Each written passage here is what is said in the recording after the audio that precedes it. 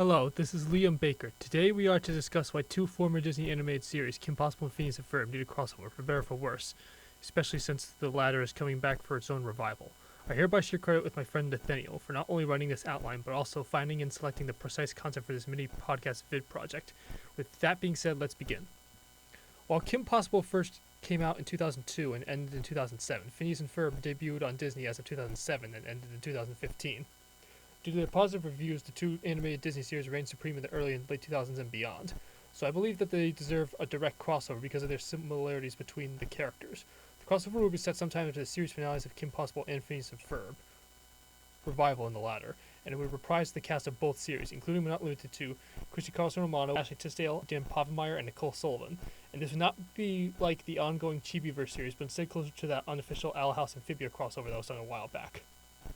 The main reason that these two shows should cross over is that Kim would empathize with Candace, since she's also a redheaded teenage girl who has two super smart younger brothers that drive her crazy, but she still loves very much. They both say "you are so busted" and are dating blonde nice guys.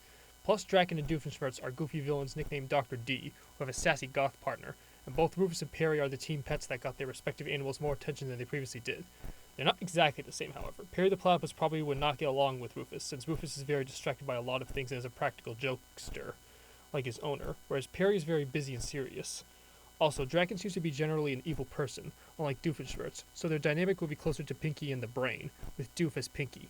Meanwhile, Candace doesn't have the double life Kim has, so she would probably be more clingy to her, somewhat distressing Kim, but she still feels sympathetic to her concern. This would eventually lead her to discuss the real root of her problem, her mom. Hearing this leads Candace to finally stand up to her mom for once. Candace will be taken to Middleton, which is very different from Danville, more suited to her needs. This causes her and Phineas to switch their usual roles in the Phineas and Ferb episodes. Phineas, however, learns that it's okay for him to not always be the boss, and to let someone else take the helm sometimes. While Nathaniel would not like the idea of a crossover between the two veteran Disney animated series because he is not too fond of Phineas and Ferb, unlike with Kim Possible, many others would love to see such a major Disney crossover, as demonstrated by these dozens of fan arts over the years. After all, they originally had a crossover between Marvel and Phineas and Ferb one time. Thanks for stopping by. This has been a mini-vid podcast presentation by Liam Baker and Nathaniel Rego. See you for the next mini-vid podcast project. Don't forget to like, comment, and subscribe.